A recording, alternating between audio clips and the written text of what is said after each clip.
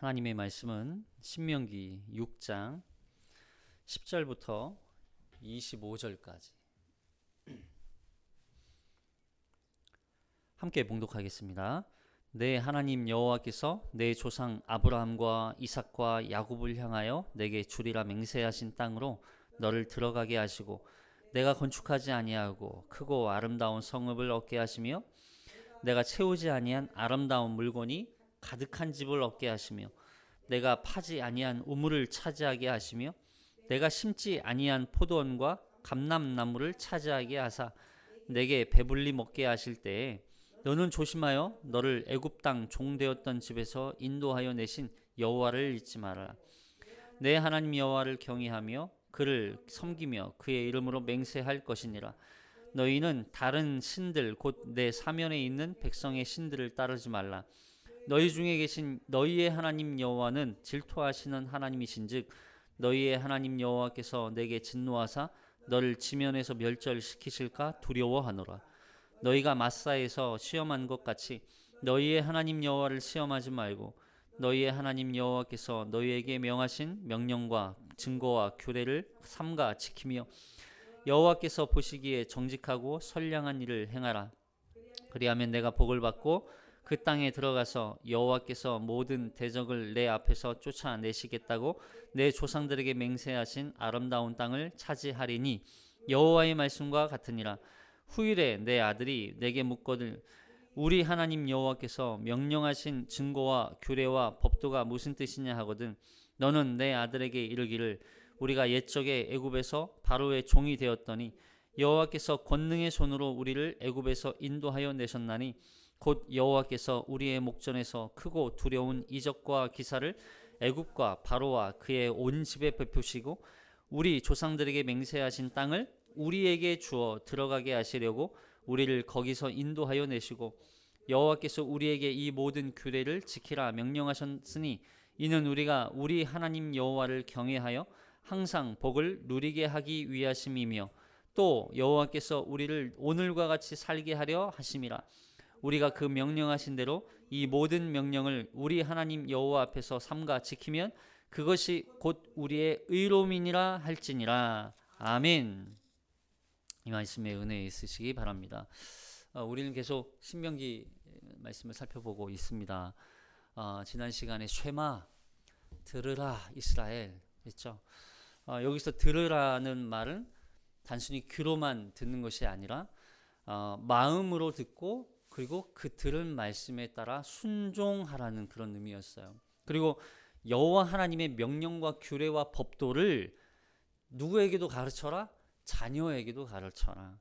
앞에서 이 유일하신 하나님이 어떤 분인지 알려주었다면 이제 여기 10절부터는 이제 너희의 정체, 너희는 어떤 존재인지 아느냐? 너희의 정체에 대해서 하나님께서 말씀해 주세요.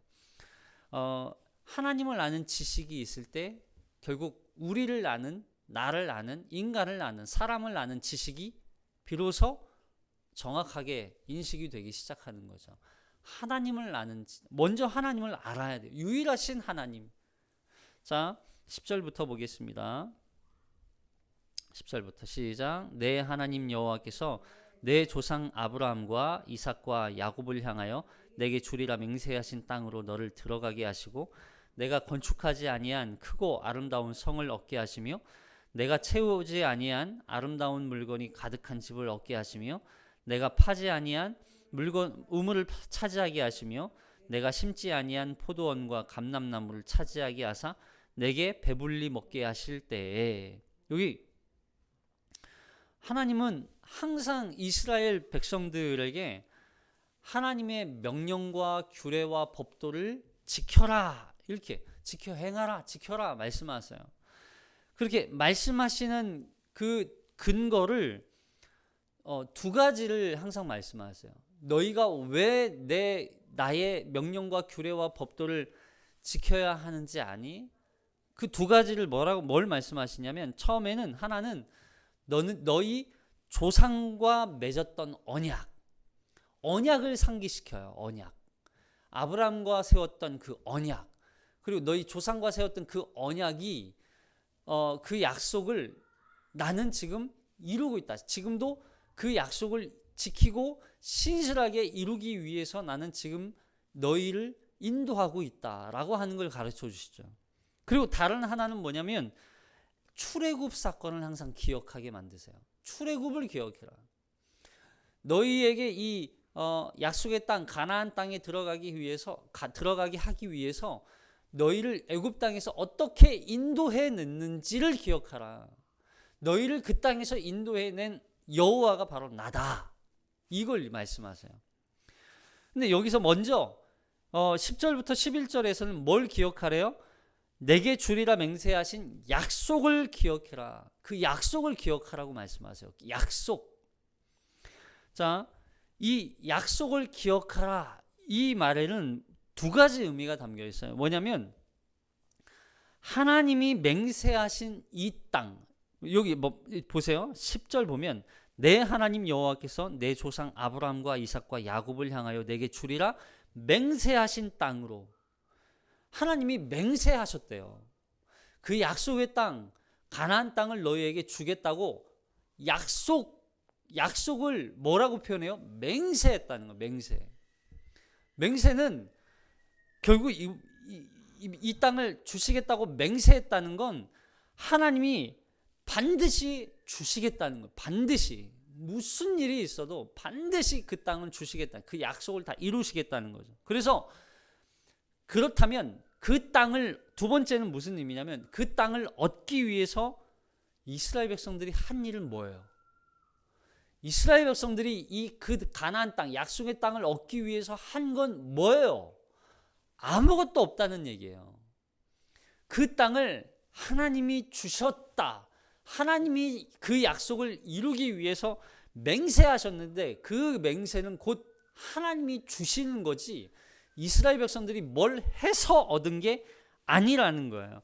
그래서 앞서 하나님께서 들으라 이스라엘, 나의 명령과 규례와 법도를 듣고 행하라.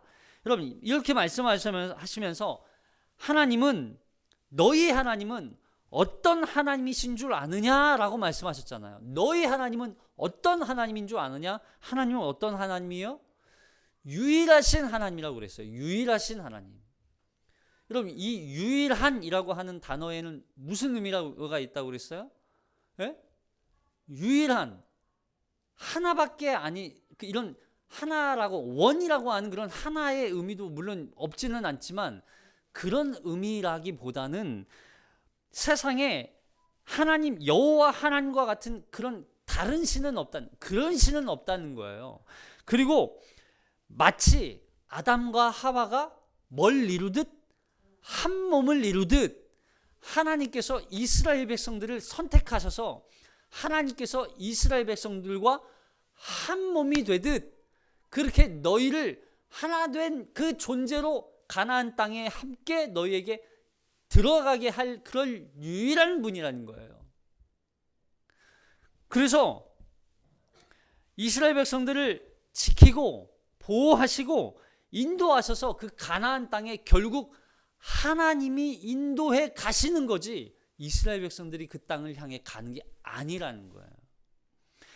그 하나님이 유일하신 하나님이라는 걸 알았다면, 너희가 그 하나님을 알았다면 이제 너희의 존재는 어떤 존재인지 한번 보자는 거예요. 너희의 존재, 너희 존재, 하나님은 이런 분이야. 너희를 이렇게 인도해 갈 거야. 너희와 한 몸을 이뤄서 너희가 그 땅에 들어가게 하실 걸 하나님이 하실 거야. 그럼 너희는 어떤 존재인지 아느냐? 그러면서 이렇게 말씀하시는 거예요. 약속의 땅을 주신 분이 누구시냐? 여호와 하나님이신다. 너희가 필요해서 그 땅을 요구하고 너희가 필요해서 하나님 앞에 달라고 한 땅이 아니라는 거예요.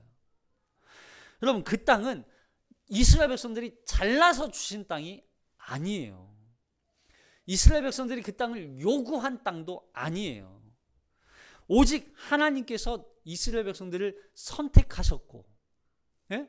하나님께서 선택하셨고, 하나님께서 그 이스라엘 백성들에게 약속하셨고, 이스라엘 백성들을 불쌍히 여기셨고, 이스라엘 백성들을 은혜를 베푸셔서 그 땅을 주신 것뿐이죠.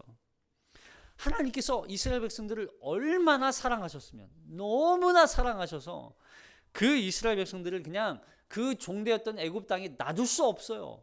왜냐하면 하나님께서 약속하셨고, 그래서 그 약속을 지키기 위해서 신실하게 그 약속을 이루기 위해서 그 가나안 땅을 주시는 거예요.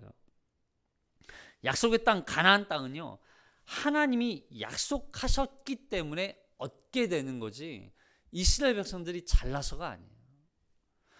여러분, 그래서 여기 들어가다라고 하는 이 단어, 들어가다, 내게 주리라 맹세하신 땅으로 너를 들어가게 하시고, 이 들어가다라고 하는 단어가 그냥 걸어서 그냥 뭐 들어가 하니까 그냥 뭐 들어가는 그런 게 아니라, 하나님께서 이스라엘 백성들을 마치 안고, 손을 잡고 안고 이끌고 들어간다는 거예요.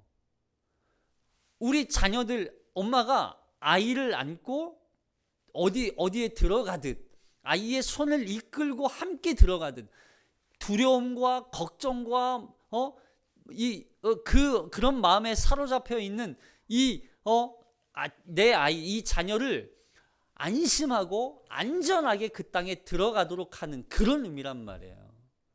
하나님이 이스라엘 백성들을 약속을 주셨지만 여전히 두려움과 걱정 가운데 있는 이 이스라엘 백성들에게 내가 그 땅에 너희를 함께 손잡고 안고 너희를 안전하게 보호해서 그 땅에 들어가게 하시겠다는 거예요.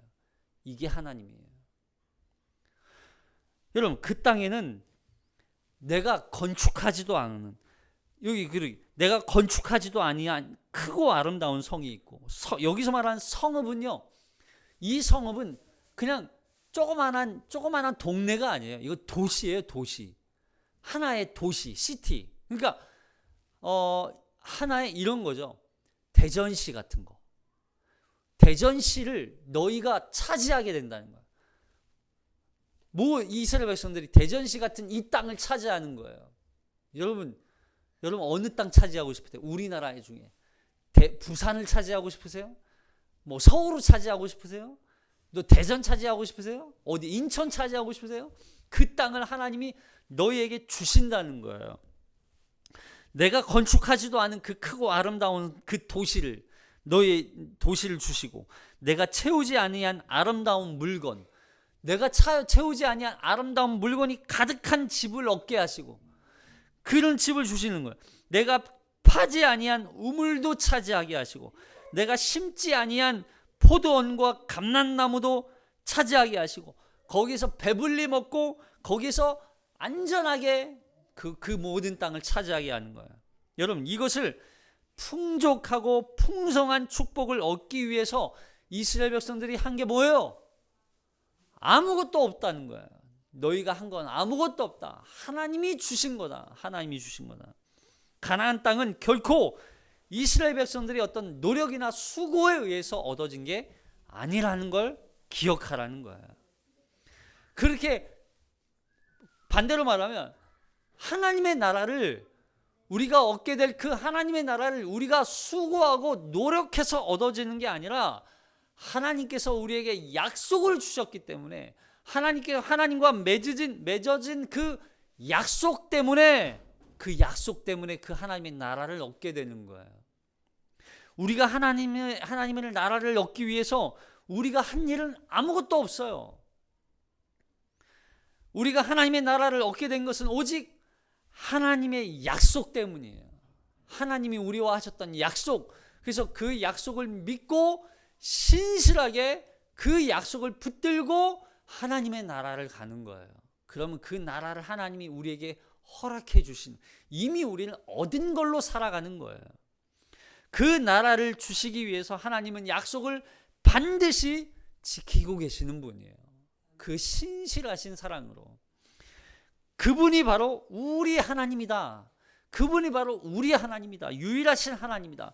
결코 하나님의 나라는 하나님의 은혜로 주어지는 것이지 우리의 수고가 아니라는 거예요.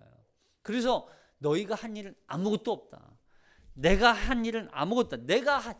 너희가 하지 아니한 그 모든 걸 하나님이 하고 계신다 하는 거예요.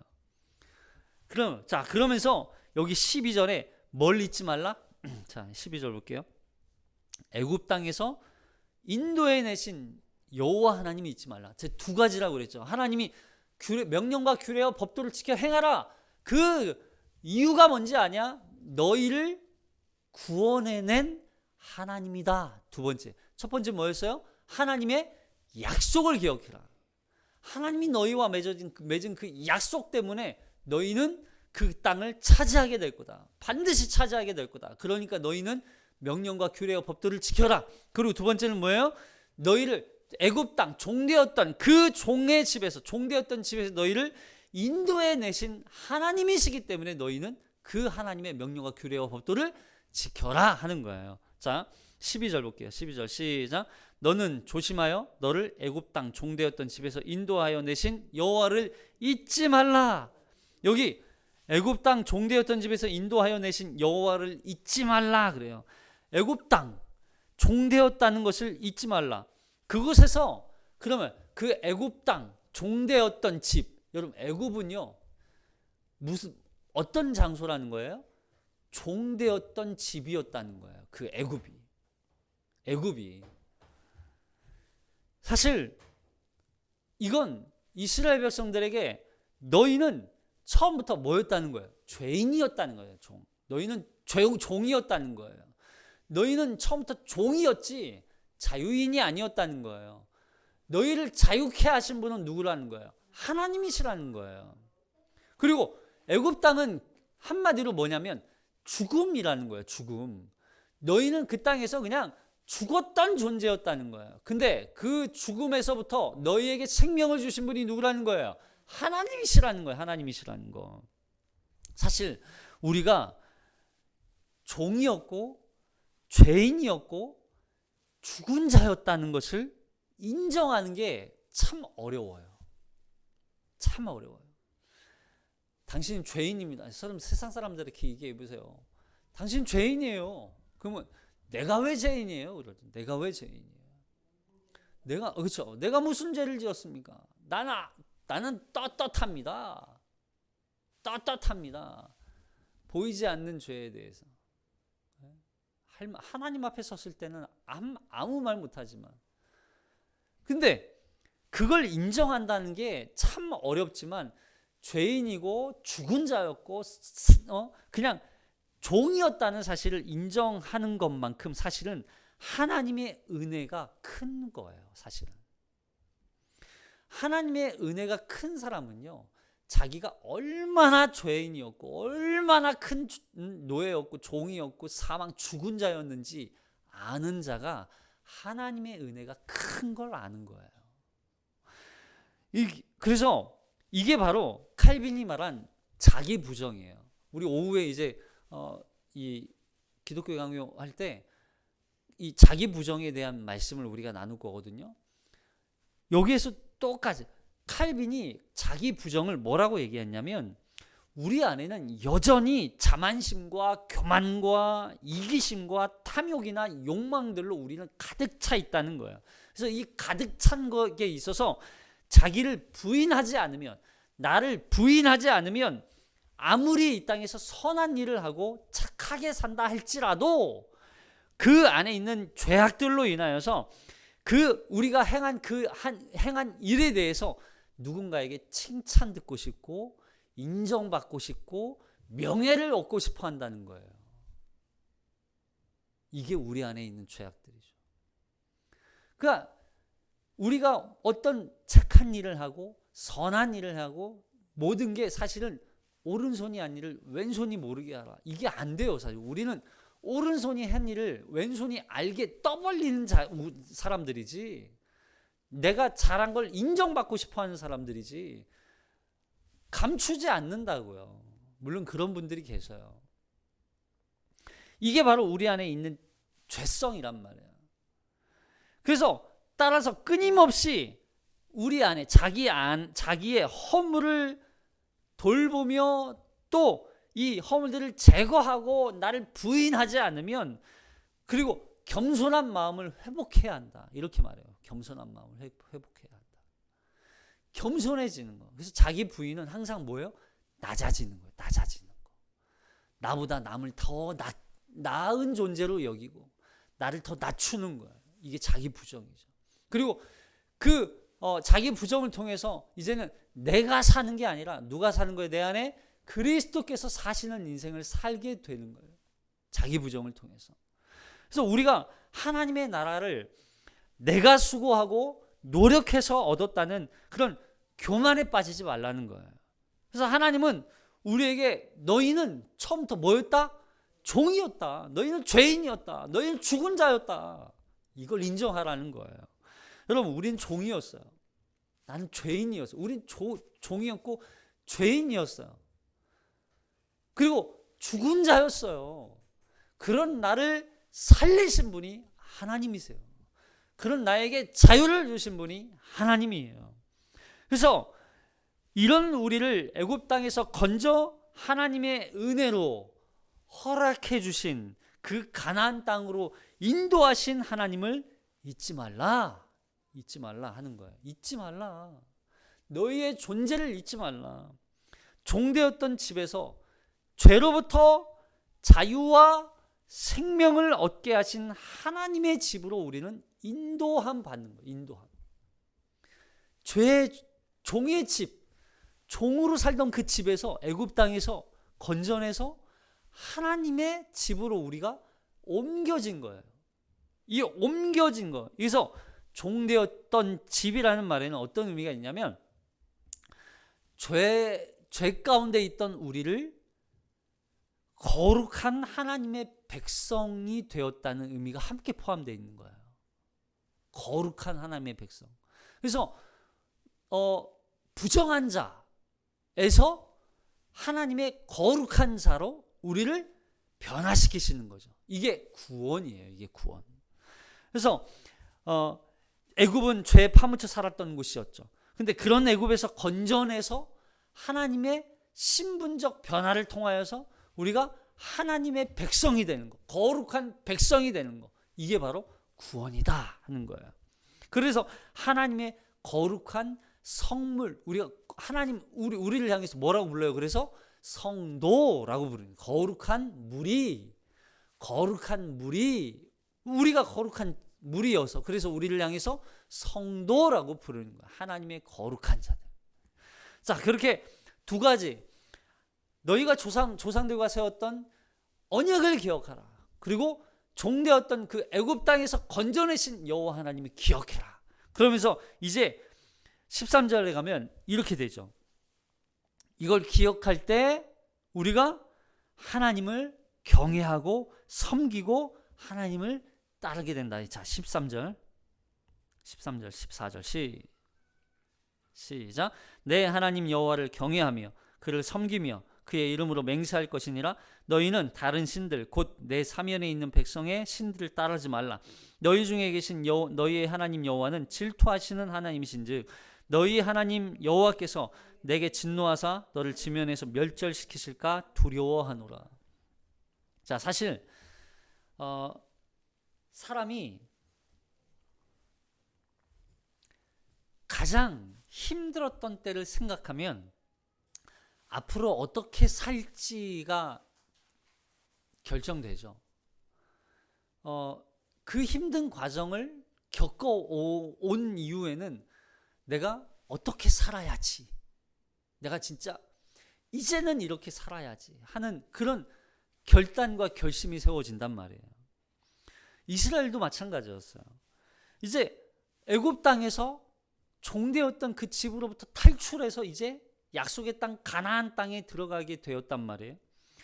근데 그 가나안 땅에 들어가기 전에 힘들었던 그 모든 종살이 하던 애굽을 생각하고 모세의 설교를 들으면서 그래, 우리가 이제는 하나님의 명령과 규례와 법도를 지키면서 저 가나안 땅에서 저 좋은 축복의 땅에서 살아야겠다라고 하는 결단을 했을 거예요. 근데 점점 그 땅에 정착해서 살다 보니까 조금 살만해지고 조금 사는데 이게 좀 넉넉해지니까 무슨 일이 일어나냐면 이 아모스서나 이사야서 같은 경우에 이 선지자들이 이 예수님이 오시기 전에 약 800년경, 주전 8세기경에 활동했던, 근데 이 당시가 어떤 시대냐면 굉장히 부유해진 시대예요, 이스라엘이. 그래서 그 당시 왕이 뭐 여로보암 2세, 우시야 막 이런 이제 왕 때인데, 그때 굉장히 이스라엘 백성들이 부강해집니다. 부유해져요. 그때 무슨 일이 일어나요? 이들이 하나님을 어떻게 할까요? 하나님을 떠날까요? 하나님을 버릴까요? 아니에요. 하나님과 함께 다른 수많은 신들을 함께 섬겨요. 자, 여기 이사야서 1장 2절에 보면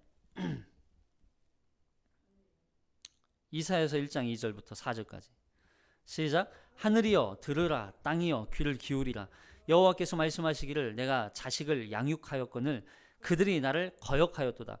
소는 그 임자를 알고 나귀는 그 주인의 구유를 알건만은 이스라엘은 알지 못하고 나의 백성은 깨닫지 못하는도다 하셨도다. 슬프다, 범죄한 나라요, 허물진 백성이요, 행악의 종자요, 행위가 부패한 자식이로다. 그들이 여호와를 버리며 이스라엘의 거룩하신 이를 만홀히 여겨 멀리하고 물러갔도다. 이렇게 해줘. 뭐예요? 이스라엘이 지금 여호와를 버렸다는 말은 여호와를 아예 하나님을 섬기지 않았다는 게 아니에요. 우상과 함께 하나님을 섬기고 있는 거예요.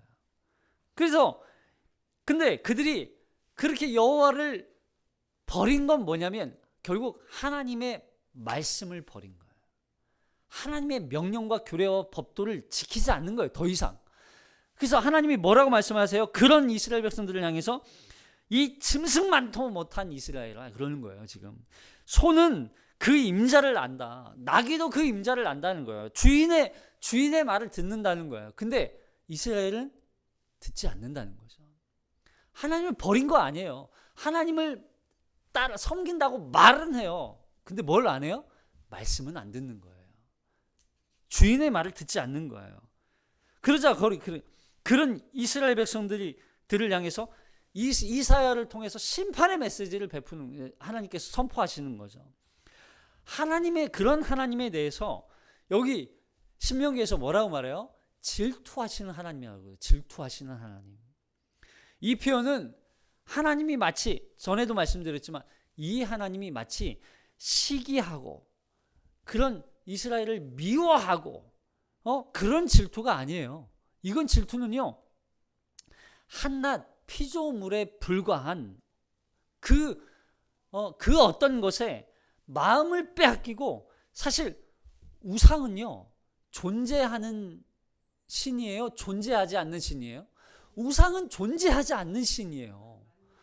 그렇죠? 그냥 만들어진 형상이 없는, 아무것도 존재하지 않는 그런 존재하진 신이라고 말하기 그래서 하나님은 그렇게 형상도 없고 아무 능력도 없고 존재하지 않는 그런 우상에 절을 하고 거기에 마음을 빼앗기고 거기에 모든 영광을 바치는, 의지하는 그 엉뚱한 데 마음을 팔려 있는 이 이스라엘 백성들을 향하여서 하나님 돌이키라고 말씀하시는 거예요. 그걸 질투하신다고 표현하는 거죠. 질투하신다고. 결국 오직 하나님만이 참 신이시며 그 하나님만을 사랑하라, 그렇게 말씀하시는 거예요. 만일 다른 신들, 곧 여기 내 사면에 있는 백성들의 신이라고 그러잖아요. 내 사면에, 그러니까 가나안 땅에 얼마나 많은 우상들이 판쳤는지를 이해하시겠죠. 내 사면에 우상들이 판쳤대요. 예? 온갖 잡신으로 가득한 땅이 바로 이 가나안 땅이었어요. 그 땅에서 그 신들을 따른다면 여호와께서 진노하셔서 너를 어떻게 하신다고? 지면에서 멸절시킨다. 그러니까 두려워해라. 그 하나님은 두려워해라 그러는 거예요. 왜냐하면 이 우상이라고 하는 게 사실은 간음이라고 하는 단어에서 나왔다고 그랬죠. 간음. 예? 그래서 이 질투라는 단어가 부부 관계에서 사용되는 단어예요. 부부 관계에서. 부부 사이에서 상대방이 그 부부가 아닌 상대방이 다른 누군가를 사랑할 때 질투하는 거예요. 이해되세요? 왜요? 간음이기 때문에. 그래서 이 간음에 대해서는 하나님이 뭐라 하셨어요? 구약 시대였으면 간음죄에 대해서는 반드시 죽이라 그랬어요. 죽여라. 그러니까 원래는요, 이스라엘 백성들은 하나님을 향하여서 간음죄를 범한 이 이스라엘 백성들은 그냥 하나님이 죽이셔야 돼요. 근데 그럼에도 불구하고 하나님이 죽이지 않으세요. 왜요? 기다리시는 거예요. 그 진노를 유보하셔서 이 이스라엘 백성들이 돌아오도록 막 기다리시는 거예요. 우리도 마찬가지예요. 우리도 하나님 앞에 간음을 저지르면 하나님이 가만히 있지 않으세요. 그것을 두려워하라는 거예요. 그 심판을 어떻게 견딜 수 있겠느냐는 거예요. 간음하지 마. 하나님만 섬겨라. 하나님이 아닌 다른 것에 마음을 빼앗기지 말아라. 하나님 앞에 모든 걸 다 드려라. 그렇게 영적 간음에 빠진 이스라엘 백성들을 향하여서 너희의 진멸될 그 진멸을 두려워하라. 그렇게 말씀하시는 거죠. 자, 그러면서 16절. 자, 19절까지.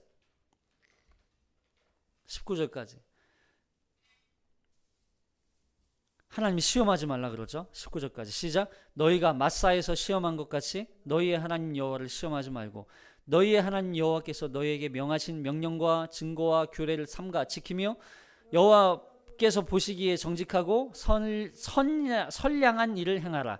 그리하면 내가 복을 받고 그 땅에 들어가서 여호와께서 모든 대적을 내 앞에서 쫓아내시겠다고 내 조상들에게 맹세하신 아름다운 땅을 차지하리니 여호와의 말씀과 같으니라. 여기 하나님은 질투하시는 하나님이라고 말씀하시면서 여호와 하나님을 시험하지 말라. 언제처럼? 마사에서 하나님이 시험한 것처럼 하나님을 시험하지 말라 이렇게 말씀해요. 여러분 마사가 어디예요? 마사가 어딜까? 우리가 같이 쓰였던 르비딤에 대해서는 조금 어디서 많이 들었는데, 그죠? 기억이 나죠?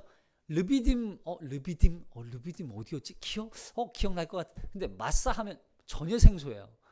자, 이 말씀이 출애굽기에 기록되어 있어요.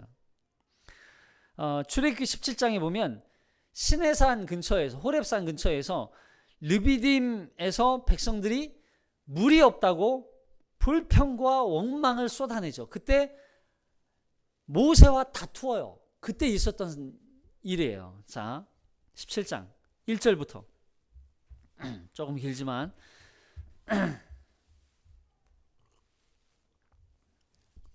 읽어볼게요. 시작.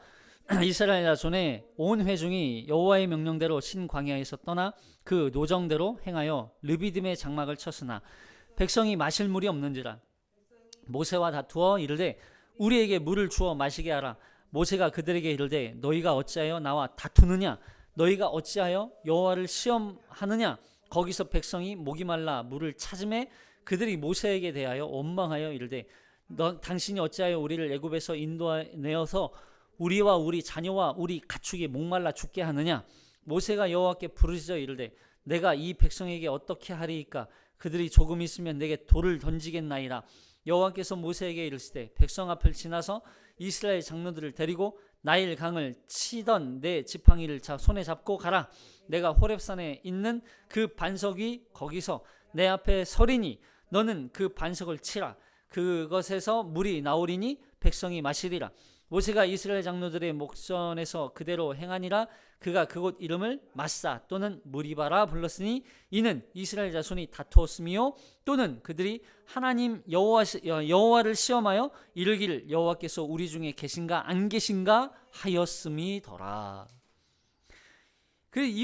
이렇게 모세와 또 이스라엘 백성들이 원망과 불평과 또 하나님을 시험했던 이 장소 이름이 바로 마사 또는 무리바라 이렇게 불렀다는 거죠. 여러분 이 마사라고 하는 단어가 무슨 뜻이냐면 시험이라는 단어예요. 시험. 테스트. 누구를 향한 시험이었어요? 이거는 이스라엘 백성들이 하나님을 향한 시험이었어요. 이스라엘 백성들이 하나님을 향해서 시험한 거예요.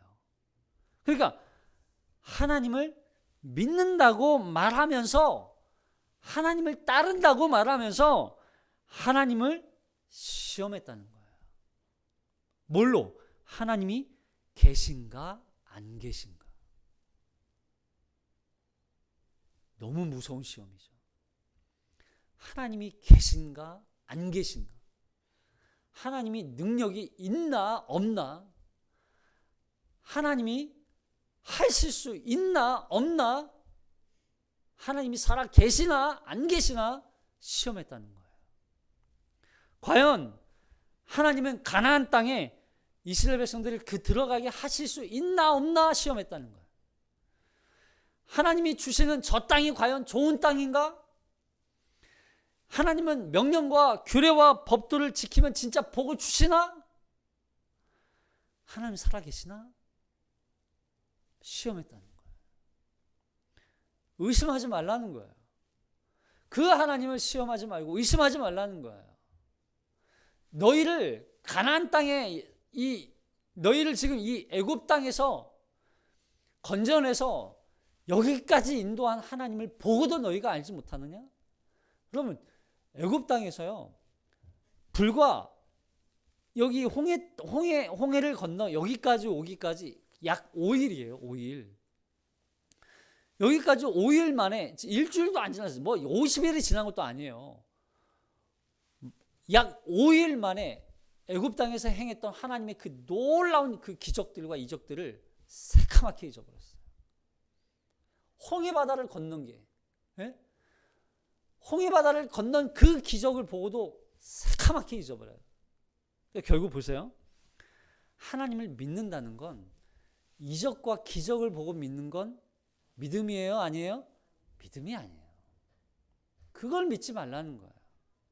현상으로 하나님을 믿지 말라는 거예요. 뭘 믿어라? 약속을 믿어라. 또 뭘 믿어라? 너희를 애굽 땅에서 종되었던 그 집에서 인도하여 내신 하나님을 믿어라. 그 뭐 기적과 이적과 막 뭐 불기둥 기름기둥 홍해 바다가 갈라지고 애굽 병사들이 물에 잠겨 수장되어, 그거 중요한 게 아니에요. 그 현상이 중요한 게 아니에요. 눈에 보이는 현상이. 하나님의 말씀이 중요한 거예요. 할렐루야. 말씀을 믿는 게 믿음이지 현상이 중요한 게 아니라고요. 의심하지 말라는 거예요. 우리가 하나님을 의심하고 하나님을 시험하는 이유가 뭐예요? 자, 야고보서 1장 13절 볼게요. 야고보서 1장 13절 시작. 사람이 시험을 받을 때 내가 하나님께 시험을 받는다 하지 말지니 하나님은 악에게 시험을 받지도 아니하시고 친히 아무도 시험하지 아니하시니라. 오직 각 사람이 시험을 받는 자기 오직 이제 14절부터 시작. 오직 각 사람이 시험을 받는 것은 자기 욕심에 끌려 미혹됨이니 욕심이 잉태한즉 죄를 낳고 죄가 장성한즉 사망을 낳느니라. 하나님 시험하는 이유는 뭐예요?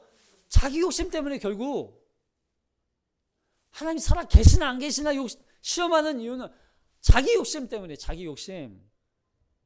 하나님은요 시험 받지도 않으세요. 시험 받으시는 그런 분이 아니라고요. 그리고 하나님 우리를 시험하지도 않으세요. 하나님은 우리 시험하지 않으세요.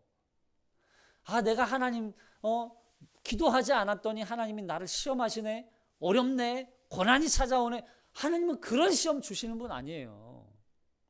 아, 내가 헌금 11조를 많이 안 했더니 하나님은 우리 가정에 어려움을 주시네.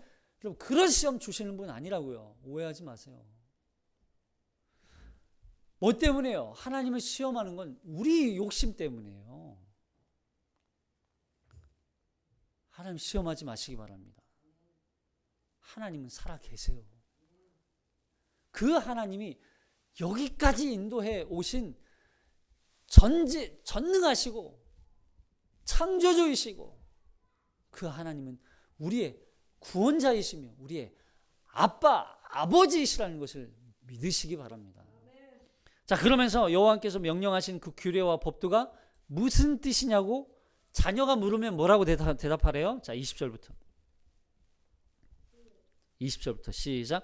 후일에 내 아들이 내게 묻거늘 우리 하나님 여호와께서 명령하신 증거와 규례와 법도가 무슨 뜻이냐 하거든 너는 내 아들에게 이르기를 우리가 옛적에 애굽에서 바로의 종이 되었더니 여호와께서 권능의 손으로 우리를 애굽에서 인도하여 내셨나니 곧 여호와께서 우리의 목전에서 크고 두려운 이적과 기사를 애굽과 바로와 그 온 집에 베푸시고 우리 조상들에게 맹세하신 땅을 우리에게 주어 들어가게 하시려고 우리를 거기서 인도하여 내시고 여호와께서 우리에게 이 모든 규례를 지키라 명령하셨으니 이는 우리가 우리 하나님 여호와를 경외하여 항상 복을 누리게 하기 위함이며 또 여호와께서 우리를 오늘과 같이 살게 하려고 하심이라.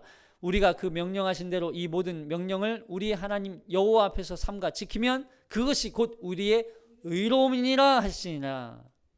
6장에서 결론이죠. 왜 우리가 여호와의 명령을 지켜야만 하는가? 우리 하나님을 경외함으로 항상 우리가 복을 누리게 되기 위함이다. 여호와의 명령과 규례와 법도를 지킬 때 우리는 항상 복의 존재가 된다. 그 복은 단순히 이 땅에서 뭐 부유해지고 좋은 집 살고 잘 먹고 잘 사는 그런 복이 아니라고 그랬죠. 하나님의 도우심, 돌보심이라고 그랬어요. 하나님의 인도하심이라고 그랬어요. 하나님의 영통하심이라고 그랬어요. 그 복을 누리게 된다 하는 거예요. 그리고 우리가 오늘 이렇게 잘 살고 있는 이유가 바로 하나님의 명령과 규례와 법들을 지켰기 때문이라는 거예요. 그걸 누구에게 가르쳐라? 자녀에게 가르쳐라. 그 자녀들에게 이거 가르치는 거예요. 우리가 이렇게 먹고 살 수 있는 건 다 누구의 은혜? 하나님의 은혜다.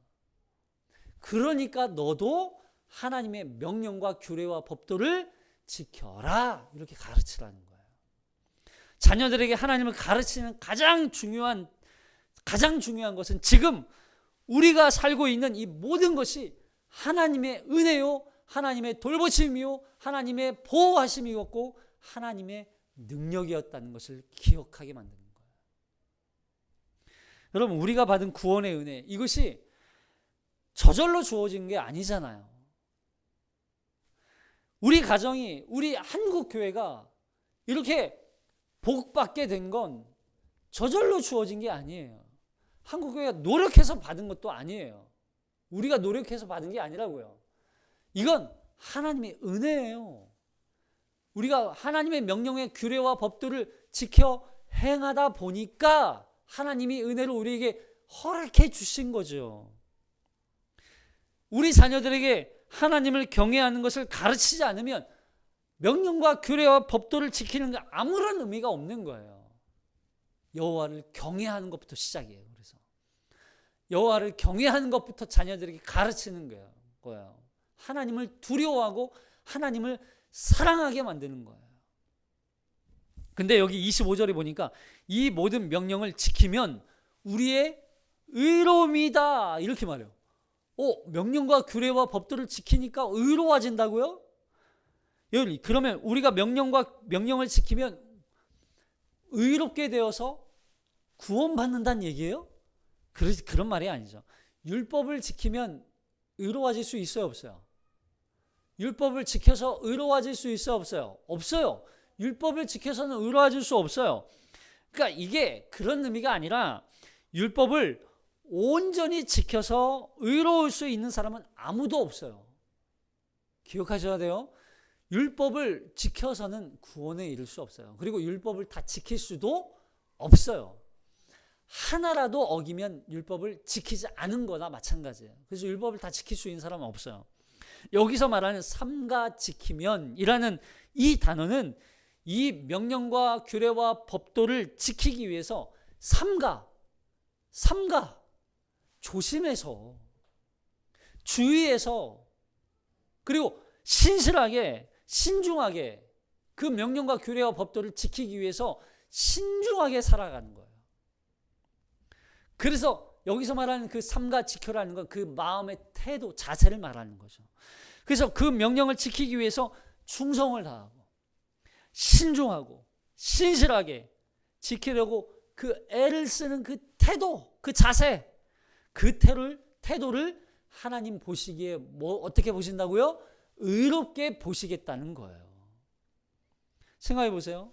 그 명령과 규례와 법도를 지키기 위해서 자발적으로, 순종적으로, 신중하게, 조심해서, 그 명령과 규례와 법도를 지키기 위해서 지킬 그 태도가 있죠. 태도. 이렇게 할까? 저렇게 할까? 하나님이 이렇게 하면 좋아하실까? 하나님이 이렇게 하면 싫어하실까? 하나님이 내가 이렇게 행동하는 것을 좋아하실까? 이렇게 하는 게 하나님의 명령과 규례와 법도를 지키는 것일까? 여러분, 신중한 거예요. 신중한 거. 조심해서. 그래서 그렇게 행하는 그 자세가 어디로부터 나오겠어요? 마음에서부터 나오죠. 여러분, 이 태도는요, 하나님을 향한 마음으로부터 나오는 거예요. 이 태도는. 그래서 이 태도가 한 단어로 정리가 될 수 있어요. 여호와를 경외하는 거. 여호와를 경외하는 게 뭐라고 했어요? 하나님을 사랑하는 거. 사랑하는 것과 하나님을 두려워하는 게 함께 있다고 그랬죠. 존경하는 것과 두려워하는 거예요.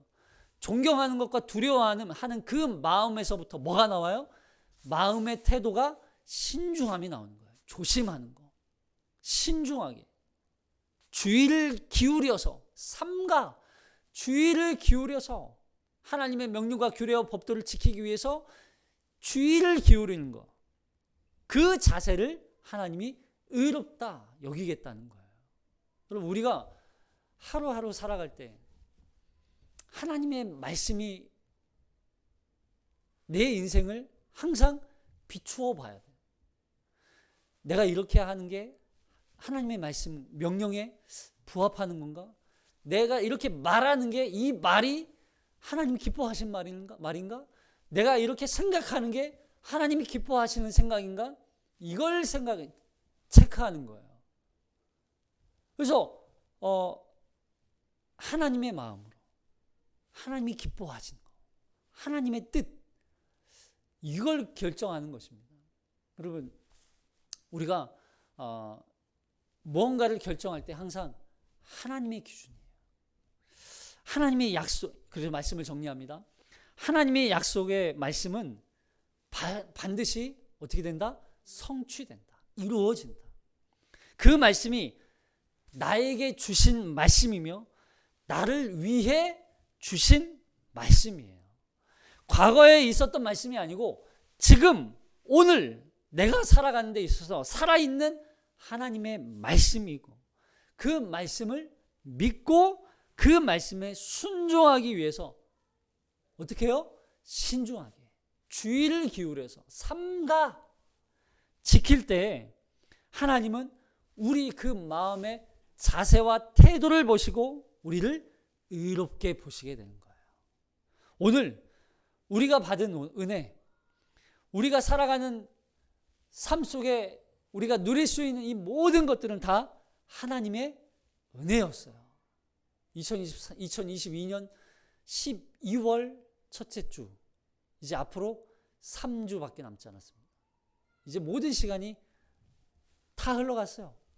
이제 2023년이 우리를 향해 다가오고 있어요. 2023년을 우리에게 하나님께서 은혜로 주셨어요.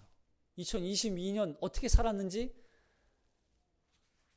저는 알지 못하지만 여러분, 저는 결론적으로 말씀드릴 수 있어요. 2022년 한 해도 하나님의 은혜로 사는 줄로 믿습니다. 2023년도 하나님의 은혜 없으면 우리는 살 수 없는 거예요.